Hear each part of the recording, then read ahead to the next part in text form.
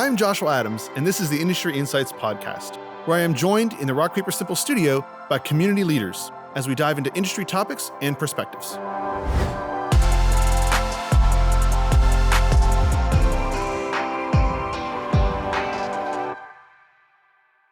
Thanks for joining us today. I have Phil Scarpelli, CEO of Brevard Family Partnership, with me today. Thanks for joining us, Phil. My pleasure. Always enjoy our conversations. Yes. We've had many really, really good conversations over dinner, hanging out right before a film shoot or something like that. Yes, So I always enjoy it. Always enjoy it. So as we dive into a conversation, I'd like to start with, tell us a little bit about what you guys do. So Brevard Family Partnership is our county's child welfare hub, if you will. And we are a quasi-state organization under a contract with the state of Florida to really do all of the child protection work where there is the findings of abuse, neglect, and or abandonment. But our greatest charge really is about keeping kids safe, making sure that their well-being needs are being met, and then work with them on a journey of permanency, which oftentimes, quite frankly, most often, is reunification with their bio parents. Awesome. What's a little bit of, short version of your background? The short version of my background, I hail from New York. I have my bachelor's and master's degree in psychology, and my entire career has been in the area of child welfare. So I worked with kids in state hospitals. I worked with kids in inner cities. And then when I came to Florida in 1990, we were on our way to privatize the child welfare system, became very intrigued and enmeshed in that transition. It was really a renaissance of time in which the state was going to hand over the keys to foster care, adoptions, and independent living programs for kids that are aging out of the system. I got involved, crossed over, and never looked back. Wow. Yeah. Wow. So what does that mean when you say privatize? You say changing that renaissance, if you will. What does that mean? So for decades, the state of Florida's Department of Children and Families did all of the investigations of allegations of abuse, neglect, and abandonment. And when there were findings, working with the courts, those children were often sheltered into care. And the department did all of that. And they were responsible for working cases towards either reunification with parents or towards adoption when the parent situations aren't mitigated and or there are issues that haven't been ameliorated. And so that it was in place for decades. And then the legislature in about the late 90s, early 2000s felt that we needed to do something different. And the different was about putting it out to bid to private sector, private nonprofits coming together in concert with the community of stakeholders to put together what we call a system of care to respond to everything that they used to do. So today, investigations is still done by the jurisdiction of the department, but once the child is sheltered into care or is under supervision by the courts, we come in and we take those children and we take the families, quite frankly, too, towards resolving issues. And quite frankly, the three predominant conditions that continue to come up are mental illness, substance abuse, and domestic violence. Wow. So those three key areas.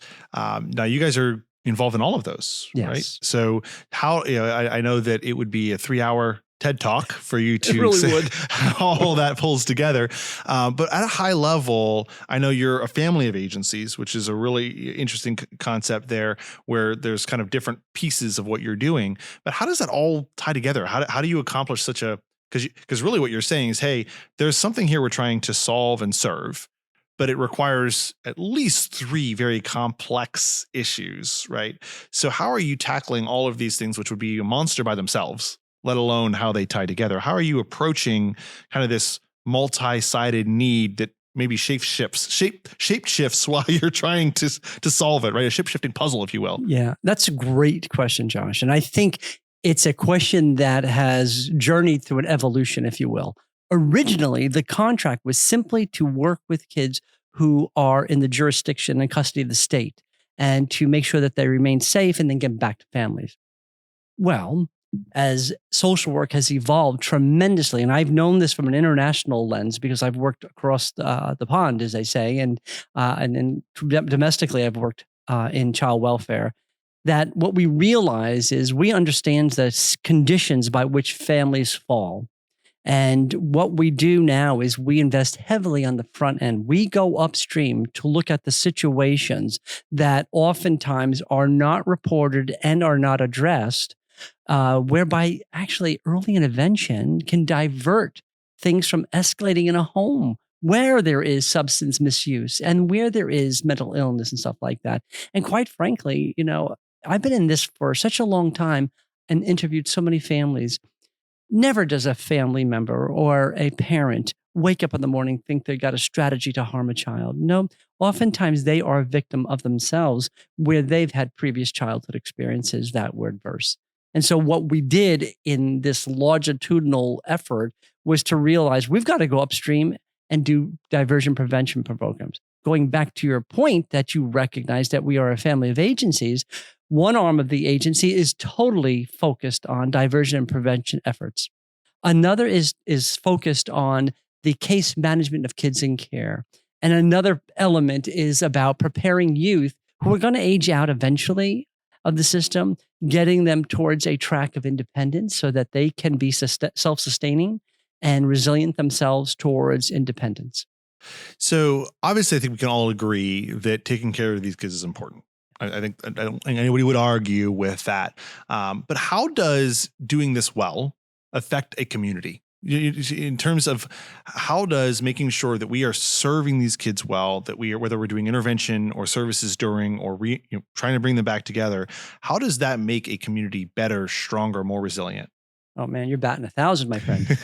So I didn't even use the acronym CBC, community-based care.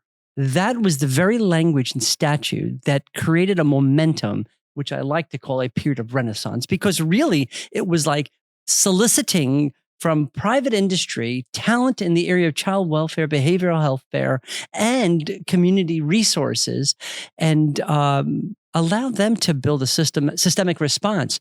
But it included the civic community, it included the faith community, included the educational system. So we have partners in what we do. We don't succeed by ourselves under our roof. We need the community.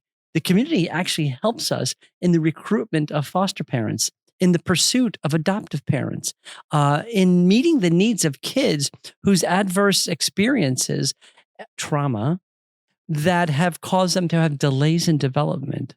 Psychosocial, educational, emotional, and the community is probably our greatest resource to have individuals and others support us in our efforts. So obviously the community's bought in because Yes. this if we do this right, we build a better community, right? And are there factors? Is there information and resources that you've seen that talk about how this does better our community? Well, if you think about Brevard County alone, we probably have over 450 plus churches. So today, unlike decades ago, where we would reach out to churches in this industry and say, we have events coming up, would you support us? And they're wonderful. But over the years, churches are saying, congregation, faith leaders are saying, we need to do more. You're doing God's work and you're doing what I want our community to do alongside you. And so now what we do here in Brevard in particular is we bring model programs to the table whereby we train parishioners, those within congregations, under the guise of their leadership, to be participants in engaging families upstream. We call it Open Table. It's a model that we didn't create. It's nationally recognized, and it's whereby you bring stakeholders, friends to the table to meet a member who would be either an individual or a family in need.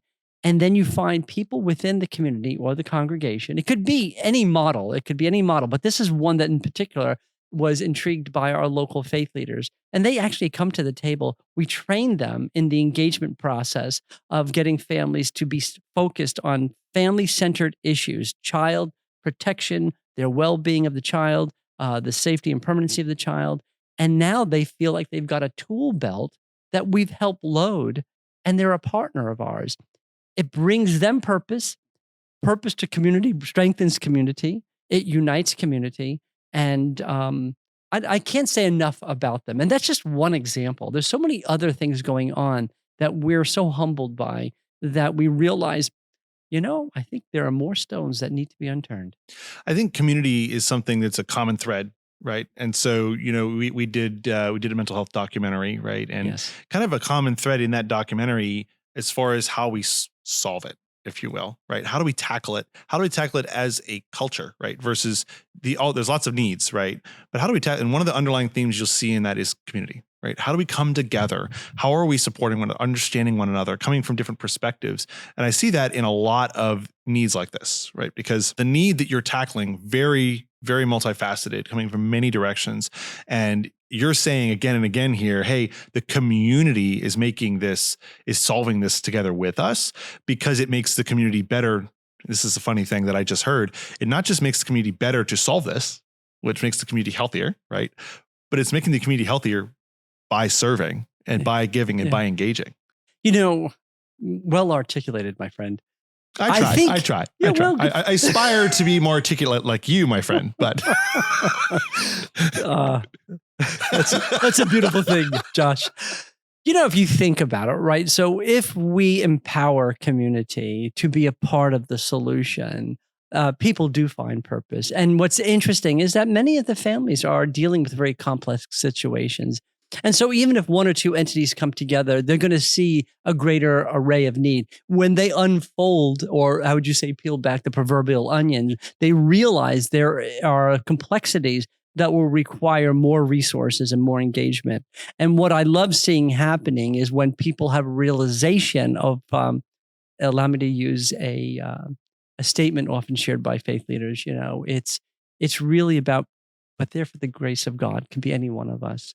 So empathy, right? You think about community, I think about empathy. And when empathy is shared and community is engaged, it's really a beautiful thing. And you think about the world in which we live in today, it's very complex. There's a lot of conflict. But in communities like Brevard, I see people coming to a cause that now they believe in. And so they align with our mission and our vision. And so I don't have to promote it. I just have to engage and tell stories about it. And people are like, where do I fit? Empathy is something you and I have had a few really good conversations on, if I recall. Yes. I actually think it was over at an Italian restaurant. We had a conversation about this. It all came back to me when you said, yes. And we were talking about how empathy in the workplace, which is really, really well, not to divert us too much, but the meat and potatoes, the pasta of that conversation was, how do we look at things again with different perspectives?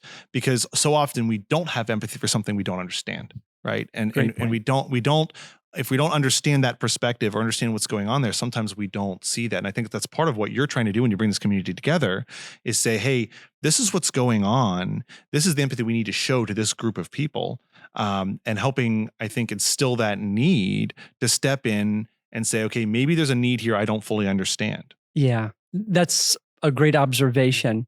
And if you think about bringing this all full circle, think about that. Community engagement, unity, predicated on empathy, a very humanitarian attribute that does exist in all of us. In some places, in some cultures, it may lay dormant, but it's there. And what I think about is the old adage, how are we going to break the cycle of abuse? And you started this conversation, Josh, by saying, how do we make it a healthier community? Well, healthier communities will raise healthier children who will procreate and raise healthier children and so on, right? So I like the adage now that I use often, and that is, let's not focus on a cycle of abuse. Let's focus on the development of a healthier community that will generate healthier children who grow up with empathy and compassion and a desire to be a part of a community that will resonate that very experience. I love that. So let's take that and let's talk a little bit about that. So you talk about saying, hey, let's focus on developing this healthy community, right? These healthy children. So how how do we do that, right? And obviously, you've said, hey, we have a piece of this, and the faith community is a piece of this, but as we talk to those those that, how do businesses get engaged with this? How do organizations get engaged with this? How do municipalities get engaged with this, where we can help raise up this healthier community? How would you speak to that in terms of, obviously, back to that collaboration piece? You used faith as an example, but how do businesses like ours engage with organizations like yours to grow a healthier community? Yeah. There's not like a science behind all this, right? It's the human condition. And what I often say to folks who would say, but we don't know anything about the child welfare system. I don't know how to interact with a foster youth. Well, and I pause and I think, again, compassionately, of course not. You don't go to work each day with a situation before you that you have to analyze, create an intervention, and apply it and so forth. But what is common about what you and I share? And it doesn't matter for what walk of life or what industry you represent, it's relational. So, what I often talk about is probably the greatest impact of a child who has come into care with us is the fact that it only takes one adult child relationship to turn that child's trajectory. And what is it predicated on? Mm. Unacceptable love and acceptance of that child, right? Unacceptable. It's just, I accept you for who you are, as you are, and your past doesn't define you, right? It's just a point at which we move forward together. So the relational part is what I practice as a leader of an organization. And I hope the cadence of that transfers down to the front line of people who are actually in the community engaging these families, demonstrating it, right? In some situations, teaching it and engaging children. And you and I haven't even touched the tip of the iceberg of trauma, right? And if you think about it, Yes, that is the beginning stage of engaging children and youth of trauma is connection. Yeah, and I think there's that understanding of how we're approaching care, right? There's the term trauma informed care. Yes. How do I approach somebody who has had trauma with the understanding that it's there, right? And there's that aspect you know a lot more about than I do. But how do I approach that, right? And I think there's an element to that is helpful for all of us. Something I began to understand as we did this mental health documentary was even really what trauma meant and how to identify it, how to see it in others, frankly, in myself. I think I had shared with you that going through that process, I discovered some traumas that I had not resolved and that I hadn't realized. And so it was like, wait a minute, I think I need to go work through that. So I think that idea of identifying it, understanding, having empathy for it. Because again, oftentimes we don't have empathy for things we do not understand. Yes, true. And it's interesting that you bring up trauma informed. And for decades, and really birthed out of a more social psychology theory about understanding signs and symptoms of. Today, we're actually at a stage of trauma responsive cultures. One in which not only do I recognize a person, young or old, who may have had adverse experiences, AKA trauma, and how do we engage them? How do we, with pre-thought, engage them in dialogue? How do we engage them in activity? How do we engage them in defining a need, working through a need? And probably most important with children of trauma is how do we engage them that knowing every day is full of transition? So that's trauma responsive. It's having that pre-thought prior to engagement, prior to a verbal exchange that you're thinking about how might they feel about how I approach them. Another thing I talk about that is coined right in the middle of all of this is emotional intelligence. And when I look at people in our industry who I believe are going to be the quintessential people on the bus, to get them in the right seat, you have to define skill sets, right? And aligned with tasks that they're going to be doing. But I really want them to nurture the concept that we all have emotional intelligence, which is predicated on two spheres, right? One is an internal regulatory awareness and regulation of a mood, emotion, and thought process. And the secondary is how do we impact others?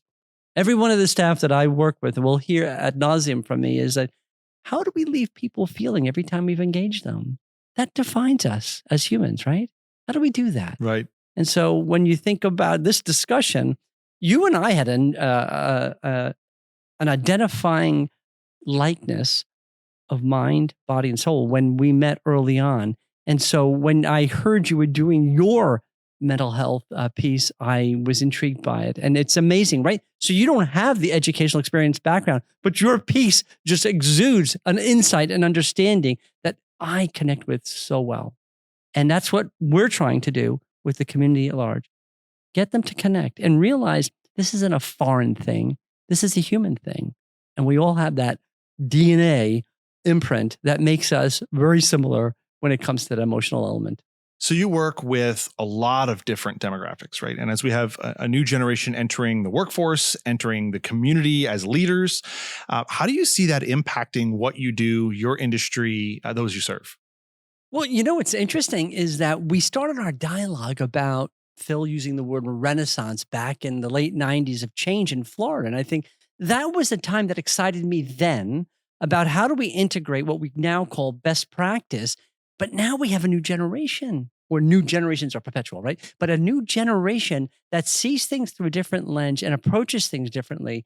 I think we need to seize the opportunity. I say this to all those boomers out there like me, that we need to seize the moment and understand that this isn't a threat, it's an opportunity to figure out when thinking about children with childhood experiences that we call trauma that have delayed some areas of development. And certainly it's evidence in their sense of self-worth and confidence. And then here comes that millennial along, or any generation that denotes a character of strength and vision and determination. Wow, imagine linking that as mentorship to children who are coming into care and building a relationship predicated on the fact that you can do it. I love that. I love that. And so I think as we look at different generations think differently, right? And they have a different angle on it. And we often don't have empathy for those other groups. But I think you're latching on saying, hey, let's not overlook perhaps a different perspective or a different group, a different generation who looks at the world maybe a little different. Maybe they have something to offer our kids. Maybe they have something to offer these kids who have gone through some difficult things and might need a little bit of a different approach. Yeah. Josh, wouldn't you admit that if we couldn't engage the workforce today of concerns about the engagement of the workforce tomorrow in a compassionate manner, it would be hypocrisy to say, but we're teaching our frontline staff to go into a home of a family in distress and dealing with problems and not trying to meet them where they're at. The parallel is so apparent that we have to model that very behavior internal to the organization that serves the external community. And so I think the emotional intelligence we've been talking about, the compassion, the fact that empathy is understanding how might that individual be experiencing that which they're experiencing. And so I love the opportunity to look at generational differences and saying, those are different players on the team. What are their positions? And place them there. What would you say when people hear all this and go, wow, there's a lot here, right? This is an important thing that you're doing. We're making a difference in our community, pulling the community together. And they say, I'm just not sure how I fit, how I help. You kind of hit on it a little bit earlier, but just that pointed question, somebody's listening going, how do I help with this? How do I make an impact on this need? Well, because what we traditionally call the system, it is complex in nature. It has a lot of parts to it. I would say begin by educating yourself. And we're an agency of 300 in this county. Come and meet us. Go to our website. Call us. Engage us. We can talk a lot about why we do what we do, how we do it, and with whom we're doing it with, right? And so people become more intrigued when they realize that foster care is not this dark place with children that are in corners, quivering. It is a place of hope and opportunity. And folks that I have the privilege to work with each and every day tell me all the time, my God, this family is moving in a direction of independence, a direction of healing, a direction of seeing hope at the end of the tunnel that one day their life will be as they wished it to be, and that future for that child. I love that. I love that. I've been to some events that you guys have hosted in support, and sitting at some of these tables and hearing the stories around the table. My wife and I were just so moved, and from various types of families, right? And several foster families where they take these kids in and they love on them and they help them through these difficult times. And it was just amazing to hear what they do and how much they have an empathy for this. And so you guys are doing incredible work. I think you're building an environment that will lead to a better community ultimately. And so I think that it's an area that not everyone fully, I think, gets their arms around, right? There's some preconceptions, if you will.